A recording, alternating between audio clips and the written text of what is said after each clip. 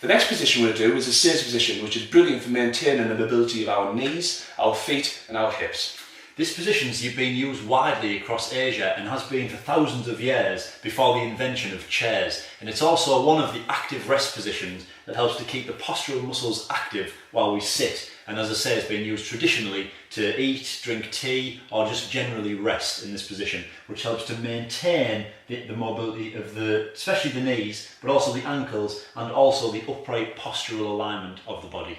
So, if you find this movement a little bit difficult, we're going to show you some basic principles now which will help you achieve this position. So we're going to start off by changing it up a little bit. I'm just going to go onto our back because, again, this position mainly helps to mobilise and keep the full flexion of the knee. So we're going to focus on development of the flexion of the knee. So we're just going to start off by bringing the knee up to as close to the body as possible and as close as it feels comfortable for you, because this will be different for everyone. So again, just hands on the leg and just pull them very slightly up towards the chest to as far as feels comfortable, and hold that for around 8 to 10 seconds. And then we're going to perform this on the other side, which just helps to mobilise the knee and take it into its full flexion, or as far as feels comfortable for you.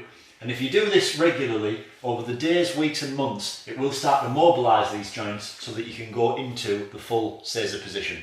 So the next thing that we're going to do once we're comfortable with this is we're going to flip you back over into the Seiza position to help get that moving again. What's important when engaging this position is we try and focus and keep the front of our shins and our lower leg on the floor and the same with our ankles. So this means that the ischium bones, which are the very bottom of the pelvis, your sit bones, are actually resting on top of the calcaneum, which is the heel bone. So that's the full Seiza position. But if you find it difficult still to get into that position, we're just going to look at a quick mobilisation that can help you move and mobilise you towards that position.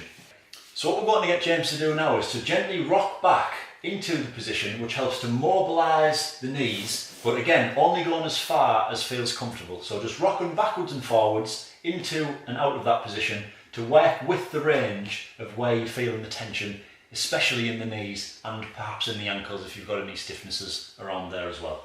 So this is the full Seiza position. If you've had any previous ankle sprains or injuries and it actually might be more comfortable for you to actually cross the feet over, that's absolutely fine as well. So if you just cross the feet over at the toes, so just rocking very gently forward onto all fours, crossing the feet over gently and then just returning to that Seiza position, which can help to just take a little bit of pressure off the ankles, as I say, if you've had any previous ankle sprains or injuries. So also, trying to achieve this position, you might find that you still have some tension in the knees, the feet or the hips. So to help achieve this, over the weeks, days and months, we're going to put this pillow under our feet, and what this helps us, relieve any extra pressure.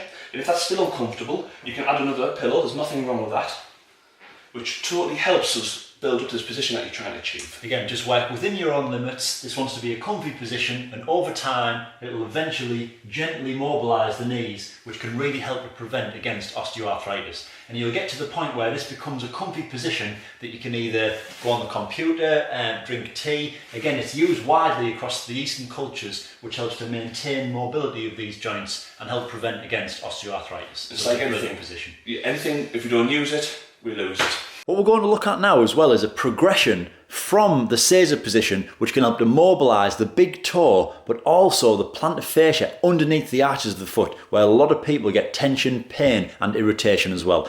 So what James is going to demonstrate now is if your big toes are stiff or you've got limited movement in them, just go onto all fours again and just very gently start to rock forwards and backwards onto the toes, which can help to mobilise the big toe, but also, as we say, the plantar fascia, where a lot of people get pain and tension from wearing ill-fitting shoes or hard-soled shoes or high heels. So if you can just do this at the end of the day, helps to mobilise the big toe and also help to stretch very gently the plantar fascia. And over the days, weeks and months, this should actually feel less tight and help to produce mobility and flexibility of these areas and the big toe that's very important in our walking and gait movements. So again, if you feel it a bit difficult when rocking backwards to apply this pressure like Chris has said, if to help take pressure off knees or hips, if you've got any other pre-existing weaknesses, you can place a cushion under there between the heel and your buttock, which allows you to take the pressure off the knee. And again, you can go back to this quadruped position and just gently rocking and help building up. And when doing this again, like Chris said, feel for any asymmetry, just develop that awareness. It's going to take us days, weeks and months to get great benefits, and the start now is for longevity. The change you're going to make now is for long term.